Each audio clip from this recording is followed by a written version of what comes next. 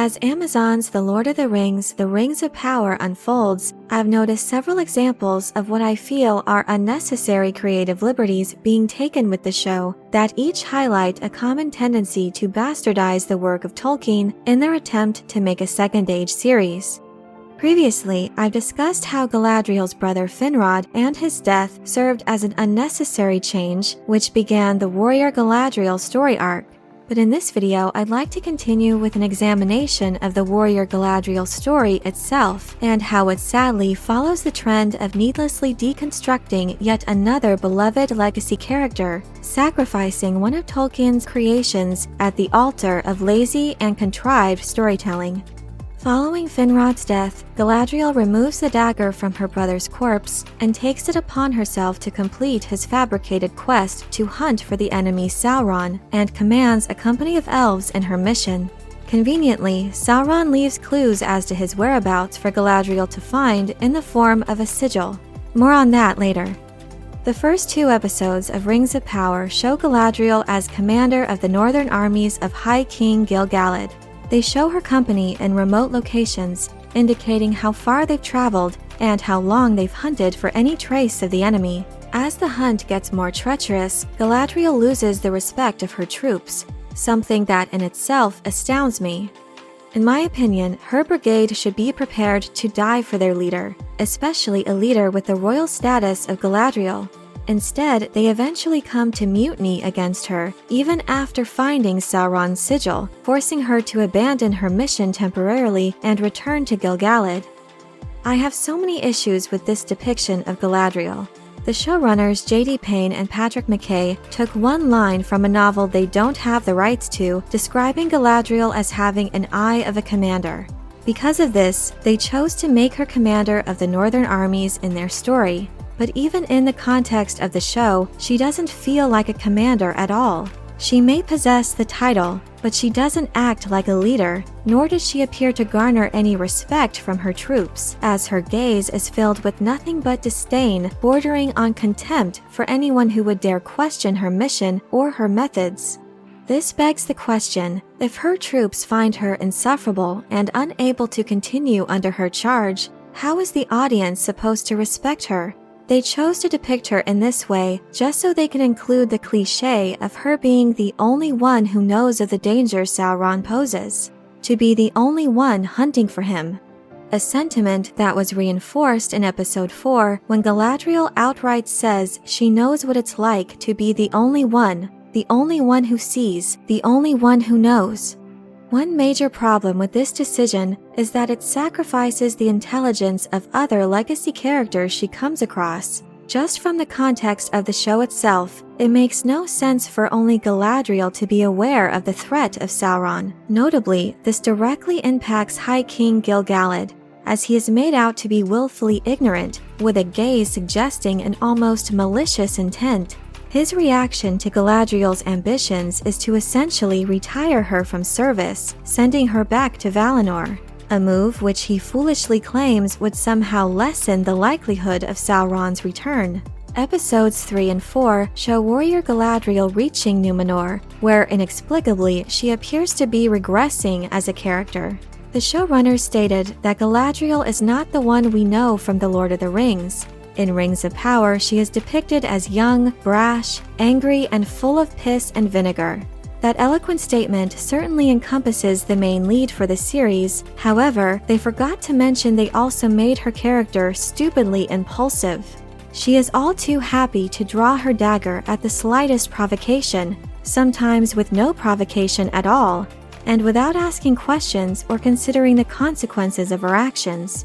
I simply don't understand why the goal was to make Galadriel like this to start their series. What was there to gain from this?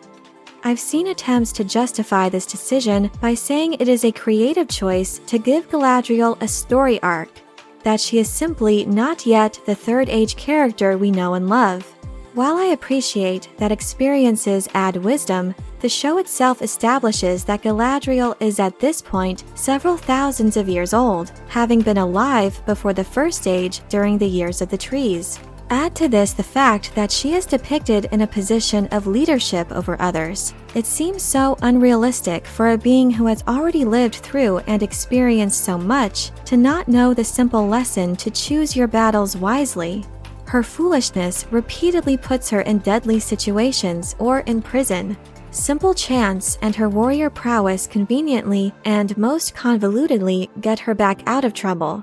So there are never any lessons or real consequences for her acts of brazen stupidity, which would contribute to any real growth or character development if she is supposed to learn and become wise from those experiences. Almost every interaction with a stranger starts with Galadriel making demands and getting into a verbal confrontation. The audience is well aware that she's brash and impulsive, but by forcing her to be so single-minded in her approach, they are making her naive, so blinded by her mission to hunt Sauron that she comes off as willfully ignorant and oblivious to her surroundings. The fact that it took her so long to see the sigil as a map of the Southlands was laughable, as it merely took her turning the symbol slightly to notice it was a map at all.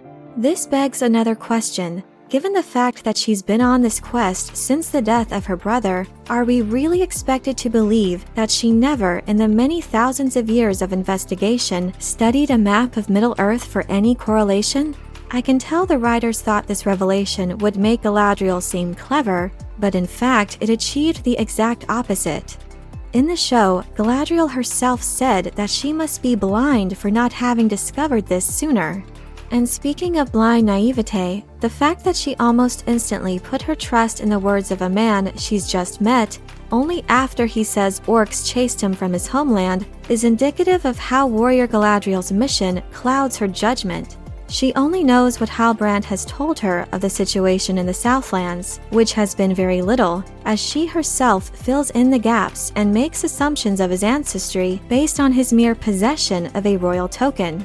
Based on this minimal evidence, she implores Queen Miriel to assemble an army to fight with her in the Southlands of Middle-earth. After Miriel understandably refuses her demand, she's met with an eruption of anger from Galadriel and more demands to see the king, which gets her thrown in the palace dungeon. It's clear to see that these story choices are all intentional to highlight Galadriel's unmatched foolishness. Another significant issue with warrior Galadriel is the believability factor. From a lore perspective, Galadriel should certainly be powerful and formidable. That is not the issue at hand. The writers solely want her strength of character to be in her prowess in combat. It is never tempered with insight. This was deliberate on the part of the showrunners, who chose to insert Halbrand's counsel and a charming comparison of Galadriel charging ahead of every obstacle like a horse. Hardly the trait of one who led armies. But lack of wisdom aside, the displays of her combat skills are hardly consistent as portrayed in the show. In the beginning episodes of Season 1, she is shown single-handedly taking down a snow troll with peak Legolas-like ability. While I can believe she is capable of such feats, in that particular scene it was hard to believe the rest of her troops were so incompetent. Her time as leader seemed only to reinforce that she was better, faster, and stronger than the rest of her company, again diminishing the abilities of others to make Galadriel stand out as superior. But though one could possibly suspend disbelief in the incompetency of the elves in her command, I simply could not believe the depiction of warrior Galadriel getting the upper hand on 4 Númenórean guards as she escaped their custody. This particular confrontation, as depicted in Episode 4, was yet another laughable moment, as it showed her merely shuffling the guards into her own cell without any fight on the part of the Númenóreans. The series itself establishes that Númenóreans are not like other men, and the lore consistently paints them as the mightiest warriors in all of the Second Age. Yet this is contradicted by how ordinary the show makes them. While one could argue that Peter Jackson's film adaptation of The Lord of the Rings, and especially The Hobbit, had some cheesy battle moments, I can also think of plenty of epic ones, such as Aragorn fighting the Nazgul on Weathertop. Galadriel, for the most part, wasn't even seen fighting the Númenóreans, as the camera panned to Pharazôn. Speaking of Aragorn, for some added context, Aragorn is descended from the very Númenóreans depicted in this show. These men are the source of his bloodline and would at this point be at the peak of their warrior prowess. So great was the Númenórean army, Sauron himself wasn't able to defeat them. I simply cannot believe the utter ease with which they showed Galadriel besting them.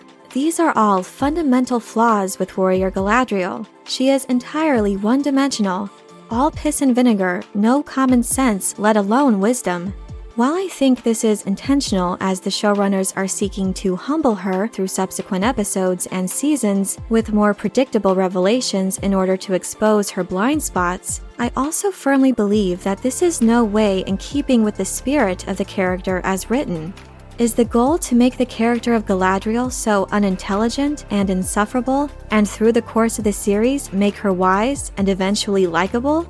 If so, I shudder to think that we have to wait 5 seasons when the Second Age ends and the show is over to get a glimpse of the wise and wonderful Galadriel we know and love. I'd like to conclude this video by saying that the focus of my channel has never been to rail against those who fail in their treatment of the works of others. I prefer to focus on productions I'm excited or curious about. However, I also feel it's important at times to call out when Hollywood utterly fails to honor the legacy of someone else's work, even going so far as to change it to suit someone else's vision, especially when it comes to properties that I'm the most fond of. J.D. Payne and Patrick McKay should feel the heavy weight of responsibility that comes with the world of Middle-earth. Though Amazon possesses limited rights to Tolkien's Second Age, this mythology does not belong to them to do with as they see fit. They should view themselves as stewards, carrying Tolkien's torch, honoring the world and stories he created. Instead, they have shown themselves as nothing but pillagers of his mythos, twisting his words and bastardizing his lore to a degree that it is unrecognizable. But I'm curious to know what you think of the decision to regress the character of Galadriel. Do you feel that this is a needless dumbing down or bastardization of the character? Let me know your thoughts in the comment section below. I hope you enjoyed this video. Leave a like if you did, and be sure to subscribe for more sci-fi and fantasy news and lore. Thank you all so much for your support, and as always, have a very nerdy day.